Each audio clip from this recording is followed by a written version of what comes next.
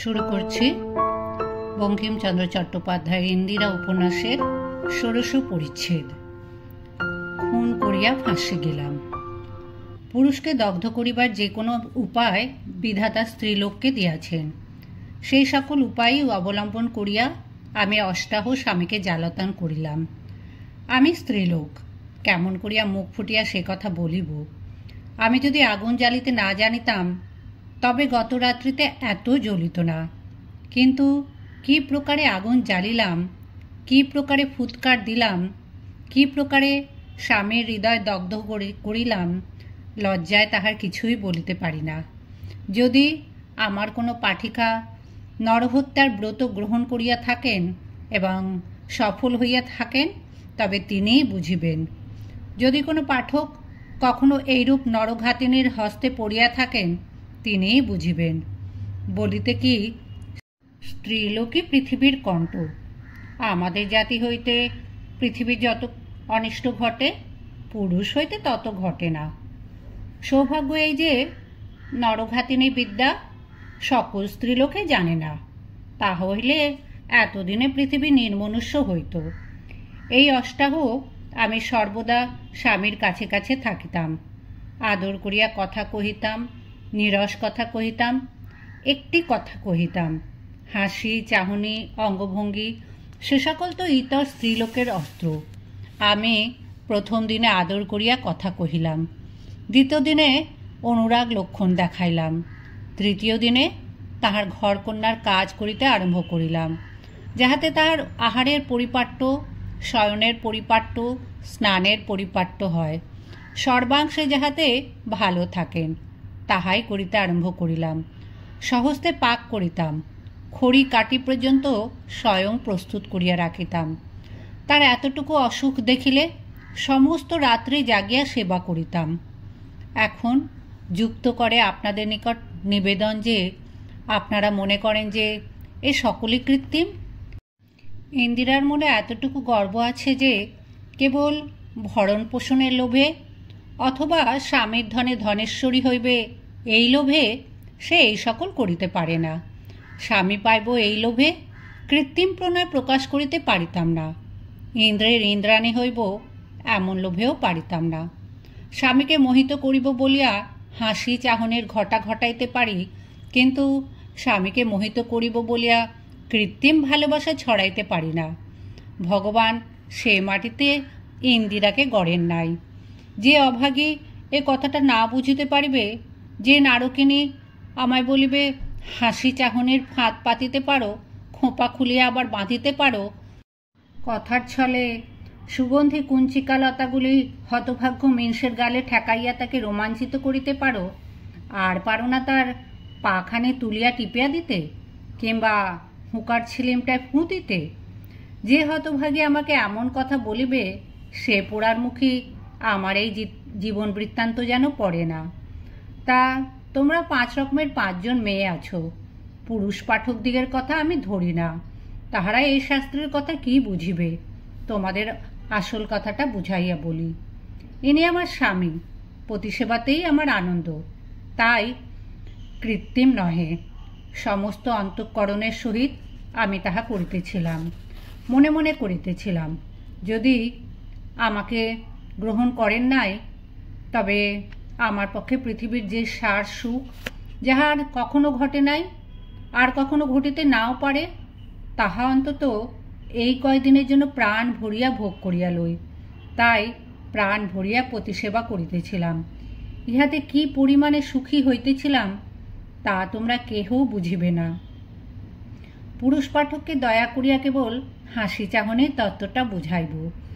যে বুদ্ধি কেবল কলেজে পরীক্ষা দিলেই সীমা প্রান্তে পৌঁছয়, ওকালতিতে 10 টাকা আনিতে পারিলেই বিশ্ববিজয়িনী প্রতিভা বলিয়া স্বীকৃত হয়, যাহার অভাবী রাজোদ্দারে সম্মানিত, সেই বুদ্ধির ভেতর প্রতিভক্তি তত্ত্ব প্রবেশ করানো যাইতে পারে না।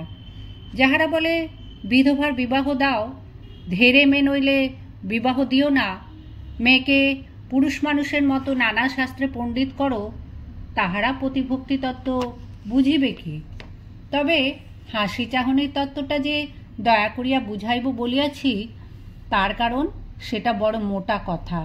যেমন মাহুত অঙ্কুশের দ্বারা হাতিকে বশ করে, কোচমান ঘোড়াকে চাবুকের দ্বারা বশ করে, রাখাল গরুকে পাঁচন বাড়ির দ্বারা বশ করে, ইংরেজ যেমন চোখ রাঙাইয়া বাবুর দল বশ করে, আমরা তেমনই হাসি চাহনিতে তোমাদের বশ করি। আমাদিগের প্রতিভক্তি আমাদের গুণ। আমাদিগের যে হাসি চাহনির কদর্য কলঙ্কে কলঙ্কিত হইতে হয় সে তোমাদের দোষ। তোমরা বলিবে এ অত্যন্ত অহংকার। তা বটে, আমরাও মাটির কলসি, ফুলের গায়ে ফাটিয়া যাই। আমার এ অহংকারের ফল হাতে হাতে পাইতেছিলাম। যে ঠাকুরটির অঙ্গ নাই অথচ ধনুর্বাণ আছে, মা বাপ নাই অথচ স্ত্রী আছে, ফুলের বাণ অথচ তাহাতে পর্বত বিদর্ণ হয়, সেই দেবতা স্ত্রী জাতির গর্ব খর্বকারী। আমি আপনার হাসি চাহনির ফাঁদের পরকে ধরিতে গিয়া পরকেও ধরিলাম, আপনিও ধরা পড়িলাম। আগুন ছড়াইতে গিয়া পরকেও পোড়াইলাম, আপনিও পুড়িলাম। হোলির দিনে আবির খেলার মতো পরকে রাঙা করিতে গিয়া আপনি অনুরাগে রাঙা হইয়া গেলাম। আমি খুন করিতে গিয়া আপনি ফাঁসি গেলাম। বলিয়াছি তাহার রূপ মনোহর রূপ, তাহাতে আবার জানিয়াছি যাঁরে রূপ রাশি তিনি আমারই সামগ্রী। তাহারই সোহাগে আমি সোহাগিনী, রূপসী তাহারই রূপে। তারপর এই আগুনের ছড়াছড়ি। আমি হাসিতে জানি, হাসির কি উত্তর নাই? আমি চাহিতে জানি, চাহনির কি পাল্টা চাহনি নাই? আমার অধরষ্ট দূর হইতে চুম্বন আকাঙ্ক্ষায় ফুলিয়া থাকে, ফুলের কুঁড়ি পাপড়ি খুলিয়া ফুটিয়া থাকে। তাহার প্রফুল্ল রক্ত পুষ্পতুল্য কোমল অধরষ্ঠ কি তেমনি করিয়া ফুটিয়া উঠিয়া পাপড়ি খুলিয়া আমার দিকে ফিরিতে জানে না? আমি যদি তার হাসিতে, তার চাহনিতে, তার চুম্বন আকাঙ্ক্ষায় এতটুকু ইন্দ্রিয় আকাঙ্ক্ষার লক্ষণ দেখিতাম, তবে আমিই জয়ী হইতাম। তাহা নহে। সে হাসি, সে চাহনি, সে অধরষ্ঠ বিস্ফুরণে কেবল স্নেহ, অপরিমিত ভালোবাসা। কাজেই আমি হারিলাম। হারিয়া স্বীকার করিলাম যে ইহাই পৃথিবীর 16 আনা সুখ। সে দেবতা ইহার সঙ্গে দেহের সম্বন্ধ ঘটাইয়াছে, তাহার নিজের দেহ যে ছাই হইয়া গিয়াছে, খুব হইয়াছে। পরীক্ষার কাল পূর্ণ হইয়া আসিল, কিন্তু আমি তাহার ভালোবাসার এমনই অধীন হইয়া পড়িয়াছিলাম যে মনে মনে স্থির করিয়াছিলাম যে পরীক্ষার কাল অতীত হইলে তিনি আমাকে মারিয়া তাড়াইয়া দিলেও যাইব না। পরিণামে যদি তিনি আমার পরিচয় পাইয়াও যদি আমাকে স্ত্রী বলিয়া গ্রহণ করেন, গণিকার মতো যদি তাহার কাছে থাকিতে হয়, তাহাও থাকিব। স্বামীকে পাইলে লোক লজ্জাকে ভয় করিব না।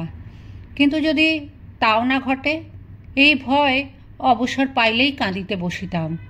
কিন্তু ইহাও বুঝিয়াছিলাম যে প্রাণনাথের পক্ষচ্ছেদ হইয়াছে, আর উঠিবার শক্তি নাই। তাহার অনুরাগানলে অপরিমিত ঘৃতাহুতি পড়িতেছিল। তিনি এখন অনন্য কর্মা হইয়া কেবল আমার মুখপানে চাহিয়া থাকিতেন। আমি গৃহকর্ম করিতাম, তিনি বালকের মতো আমার সঙ্গে সঙ্গে বেড়াইতেন। তাহার চিত্তের দুর্দমনীয় বেগ প্রতি পদে দেখিতে পাইতাম, অথচ আমার ইঙ্গিত মাত্র স্থির হইতেন। কখনো কখনো আমার চরণ স্পর্শ করিয়া রোদন করিতেন, আমি এ অষ্টাহু তোমার কথা পালন করিব, তুমি আমায় ত্যাগ করিয়া যাইও না। ফলে আমি দেখিলাম যে আমি তাহাকে ত্যাগ করিলে তাহার দশা বড় মন্দ হইবে। পরীক্ষা ফাঁসিয়া গেল। অষ্টাহ অতীত হইলে বিনা বাক্য ব্যয় উভয়ের অধীন হইলাম। তিনি আমায় কুলোটা বলিয়া জানিলেন, তাহাও সহ্য করিলাম। কিন্তু আমি যাই হই, হাতির পায়ে শিকল পড়িয়াছি, ইহা বুঝিলাম।